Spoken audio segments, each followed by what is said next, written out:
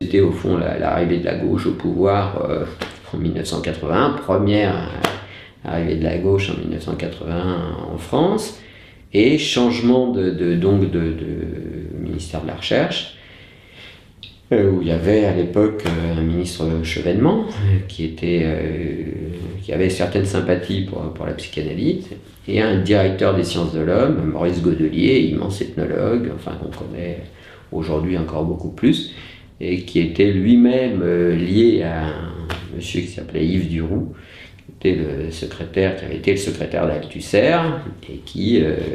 donc était très intéressé, très impliqué d'une certaine manière à la psychanalyse. Et c'est dans cette conjoncture politique et sociale au fond qu'est né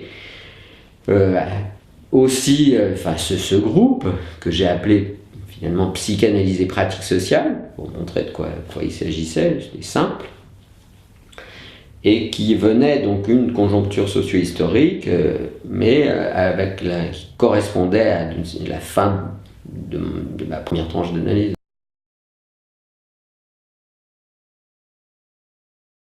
J'étais donc dans ce point de fin d'analyse et dans une conjoncture politique sociale nouvelle, création possible de nouvelles institutions à ce moment-là, ouverture, disons, du domaine scientifique. Et je travaillais particulièrement sur la question des consommations de drogue, que j'avais travaillé jusque-là dans une logique, disons, bourdieusienne, en gros, c'est-à-dire en termes de carrière. Et puis je me suis bien vite aperçu, naturellement, qu'on aurait beaucoup de mal à expliquer les carrières, les ainsi nommées, mal nommées carrières des mal nommés toxicomanes. Et donc j'ai ouvert à ce moment-là une consultation chez le professeur Lanthéry-Lerat, où j'ai reçu beaucoup, pendant 5 ans, des consommateurs de drogue, et je me suis aperçu que la consommation des drogues que l'on connaissait à ce moment-là, au-delà de la consommation récréative de masse, etc., en ce qui concerne ceux qui s'accrochaient aux drogues, qui devenaient dépendants, eh bien, c'était des sujets qui trouvaient dans la drogue une solution, une mauvaise solution, mais quand même une solution à leur problématique structurale. En particulier, donc, j'ai fait apercevoir à ce moment-là qu'il y avait beaucoup de sujets psychotiques qui prenaient des drogues pour se stabiliser, donc qui prenaient des médicaments hors ordonnance pour stabiliser les phénomènes